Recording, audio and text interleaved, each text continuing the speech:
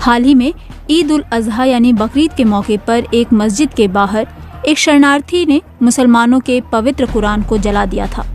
Sweden की police ने इस घटना को अंजाम देने वाले शख्स पर जातीय और राष्ट्रीय समूह के खिलाफ अशांति फैलाने का मामला दर्ज किया है। ईरान के विदेश मंत्री हुसैन अमीर अब्दुल्लाहियान ने प्रदर्शन करने की अनुमति देने पर सरकार की निंदा की है।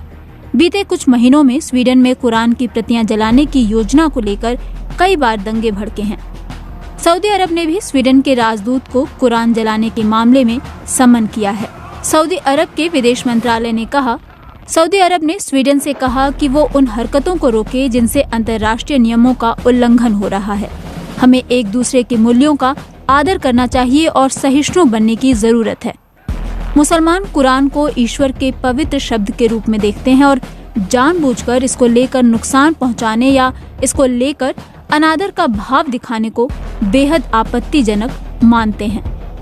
ईरानी विदेश मंत्री अब्दुल्लाहियान ने कहा कि तेहरान न ही नया राजदूत नियुक्त करेगा और न ही किसी को भेजेगा।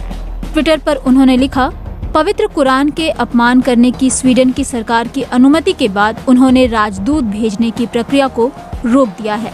इराक के विदेश मंत्री ने भी स्वीडन सरकार से मांग करते हुए कहा है कि वो कुरान जलाने वाले शख्स को उन्हें सौंप दें।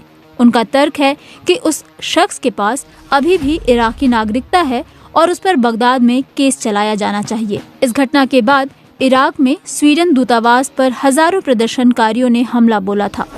स्वीडन के प्रधानमंत्री उल्फ क्रिस्टर्सन ने दूतावास पर हमला करने की निंदा की है, लेकिन साथ ही कहा है कि स्वीडन को अब अपनी पहचान पर विचार करने का समय आ गया है।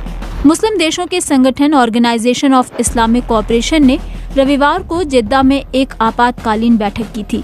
सऊदी अरब स्थित इस संगठन ने अपने सदस्य राष्ट्रों से कहा कि वो उन देशों को रोकने के लिए एकजुट होकर और सामूहिक रूप से ऐसे तरीके अपनाएं जो इस्लाम की पवित्र किताब को जला रहे हैं। ओआईसी में सऊदी अरब के प्रतिनिधि साले हमद अल सुहेबानी ने कहा कि ये आपातकालीन बैठक ऐसे घिनौने व्यवहार को रोकने की दिशा में कुछ बेहतर परिणाम लेकर आएगी। ओआईसी के सदस्य देशों ने इस घटना की एक सुर में निंदा की है। वहीं तुर्की, पाकिस्तान, कैमरून और गाम्बिया ने इस पर कड़ी प्रतिक्रिया भी दी है।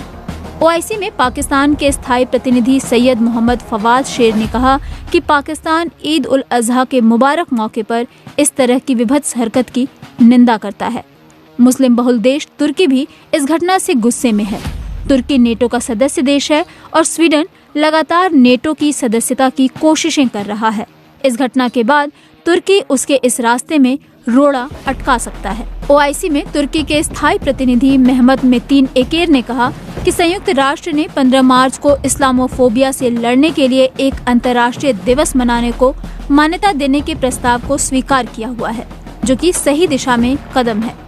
इस घटना के बाद मोरक्को, कुवैत, जॉर्डन और संयुक्त अरब अमीरात जैसे देशों ने अपने राजदूतों को स्टॉकहोम से वापस बुला लिया है। स्वीडन की राजधानी स्टॉकहोम में बुधवार को इराक में पैदा हुए सलमान मोमिका ने कुरान की प्रति फाड़ी और फिर जलाई थी। पुलिस ने उन्हें गिरफ्तार कर लिया है।